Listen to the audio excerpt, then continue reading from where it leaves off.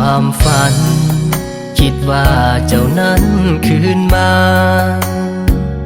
ก็นานแล้วนะเข็มเวลาจนนับบ่ได้เกือบเป็นเรื่องเล่ากาลครั้งหนึ่งในใจแต่บ่เคยเปลี่ยนไปยังอยู่ในใจเรื่อยมา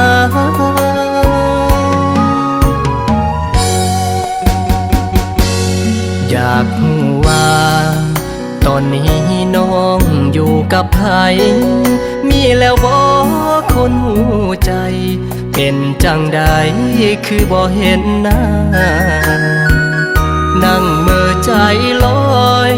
คิดฮอดความหลังผ่านมาเมื่อข่าวเฮานั่งสบตาสัญญาว่าจะหากันอายอยู่ทางนี้ยังคิดฮอดทุกเวลาแนมดาวอยู่ฟ้าเหมือนได้สบตาน้องลาทางนั้นยินเสียงฟ้าห้องเฮ็ดให้ใจคิดฮอดกันเบิ่งฟ้าต่างหน้าทุกวันน้องนั้นสิคือกันบ่น้อง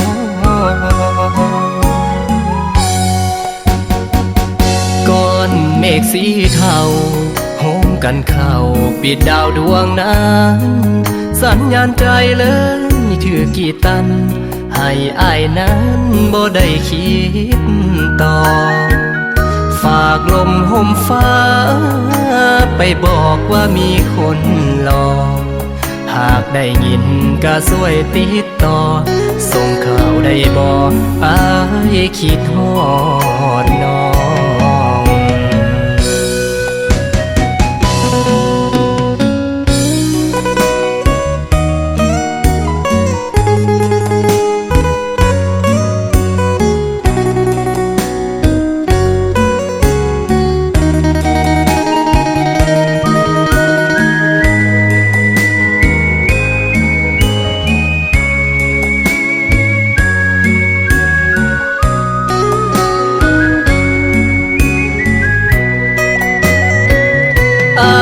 อยู่ทางนี้ยังคิดฮอดทุกเวลาแนมดาวอยู่ฟ้าเหมือนได้สบตาน้องลาทางนั้นยินเสียงฟ้าห้องเฮ็ดให้ใจคิดฮอดกันเบิ่งฟ้าต่างหน้าทุกวันน้องนั้นสิคือกันบ่น้อง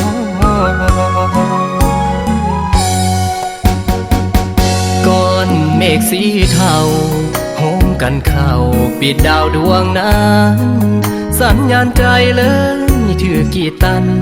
ให้อายนั้นบ่ได้คิดต่อฝากลมห่มฟ้าไปบอกว่ามีคนรอหากได้ยินก็ช่วยติดต่อส่งข่าวได้บอกอายคิดฮอดน้อง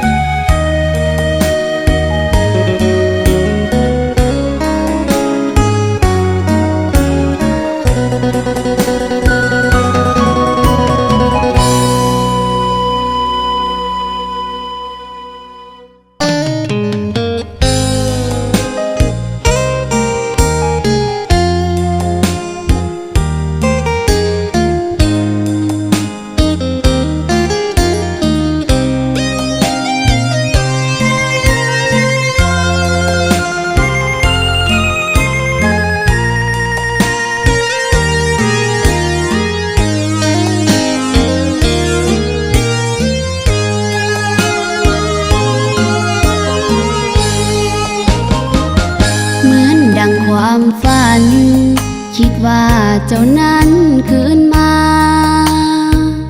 ก็นานแล้วนะ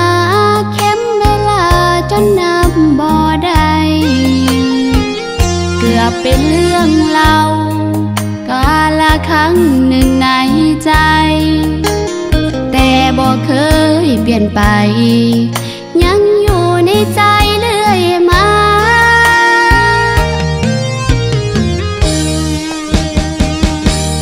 อยากรู้ว่าตอนนี้อายอยู่กับไผมีเราบอกคนหูใจเป็นจังใดคือบ่เห็นหน้านั่งเมื่อใจลอยคิดฮอดความหลังผ่านมาเมื่อข่าวเฮานั่งโซ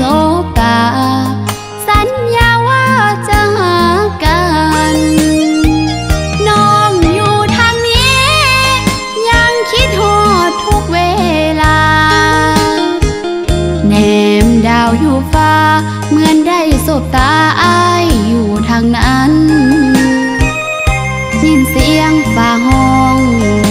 เฮ็ดให้ใจคิดฮอดกันเบิ่งฟ้าตั้งหน้าทุกวันอายนั่นสิคือกันบ่น้อ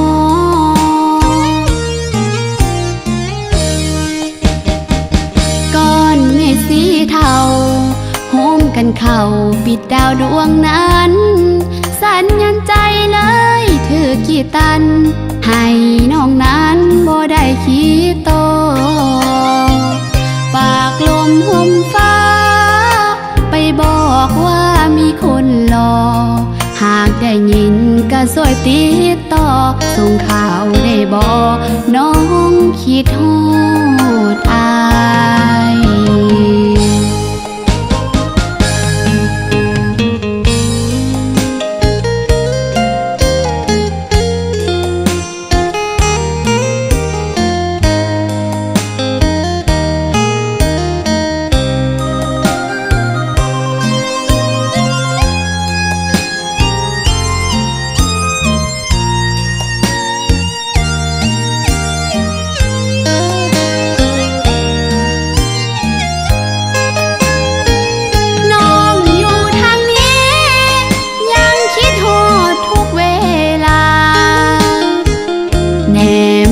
อยู่ฟ้า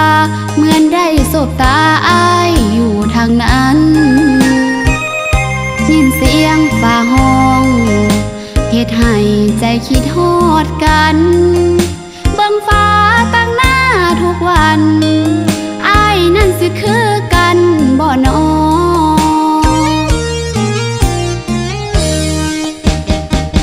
ก้อนเมฆสีเทาโฮมกันเข้าปิดดาวดวงนั้นสัญญาณใจเลยถือกี่ตันให้น้องนั้นบ่ได้คิดโตฝากลมห่มฟ้าไปบอกว่ามีคนรอหากได้ยินก็ช่วยติดต่อส่งข่าวได้บอกน้องคิดฮอดอา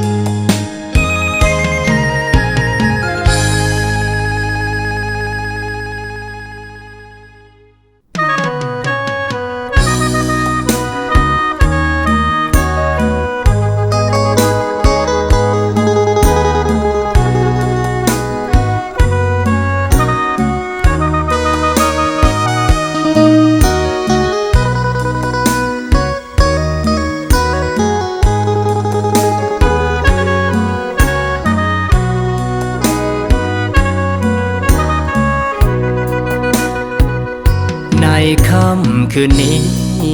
ยังบ่มีวี่แววสิกลับเมื่อยแล้วเด้ที่มานั่งนับกับดาวดวงเก่าวันนี้เบ่งแสงมาใส่จังแม่นเจ้าอารมณ์ดีบ่ฮู้บ่ว่าคอยเหงาตียังสิมีอารมณ์ยิ้มใสสั่งเจ้าเดดาวคือบ่บอกผู้สาวให้แน่ ว่าคอยคิดฮอดแท้ๆตั้งแต่เขานั้นจากไป กินบ่ได้นอนยามนอนป่านคนเป็นไข้แนมเห็นลมพัดใบไผ่หัวใจสิขาดแล้วนะดาวเอ้ยเดือนเอ้ยเจ้าคือเจ้ยคอยแท่นอคนกำลังเหงาหูบ่ผู้สาวบ่หวนคืนมา เดือนยังมีดาวแวววาวอยู่ในนภาส่วนคอยได้แต่นั่งท่าคอยหาเฮ็ดหน้ากอซอเมฆเอ้ยเมฆสีเทาเจ้าไปลีอยู่ไสคือบ่มาปิดดาวนี่ไว้คอยจึงบ่ได้คิดต่อสั่งเดดาวดวงนั้นทุกวันท่าแต่หัวล้อบ่อีตนคนเหงาแน่บ่จังแม่นว่าเป็นตาสั่ง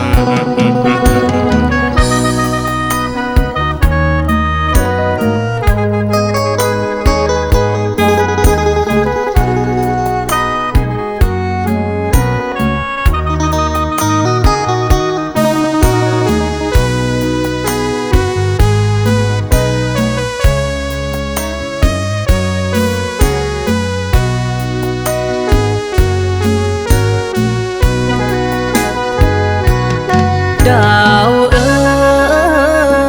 ยเดือนเอ้ยเจ้าคือเจ้ยคอยแท่นอคนกำลังเหงาหูบ่ผู้สาวบ่หวนคืนมา เดือนยังมีดาวแวววาวอยู่ในนภาส่วนคอยได้แต่นั่งท่าคอยหาเฮ็ดหน้ากอซอเมฆเอ้ยเมฆสีเทาเจ้าไปลีอยู่ไสคือบ่มาปิดดาวนี่ไว้คอยจึงบ่ได้คิดต่อสั่งเดดาวดวงนั้น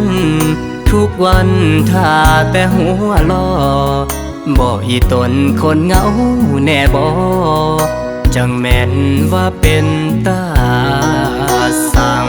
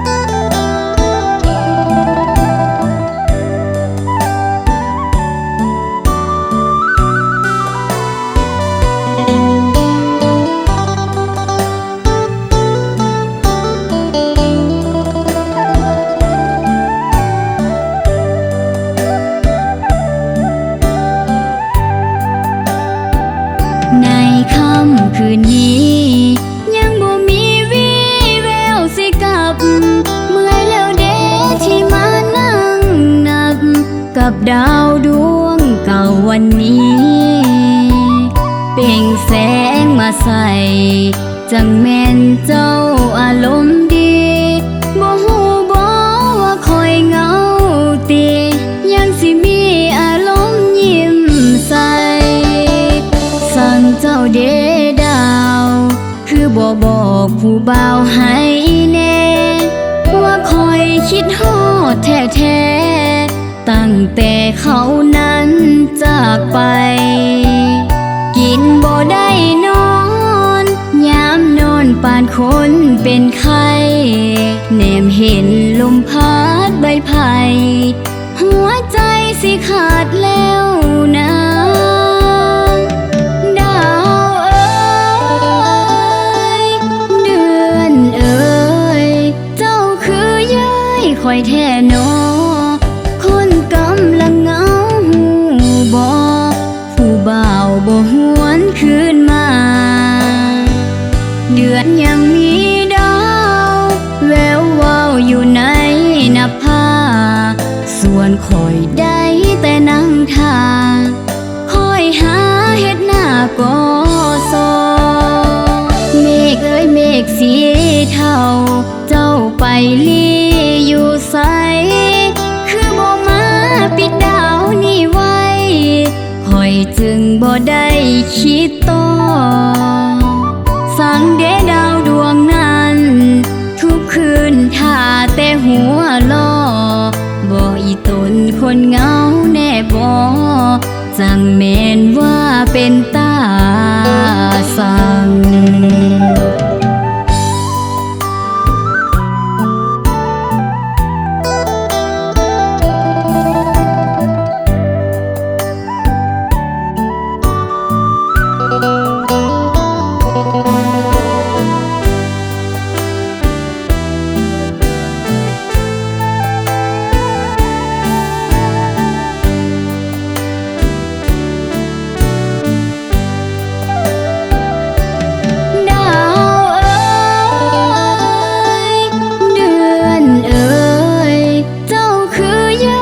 คอยแท่นอ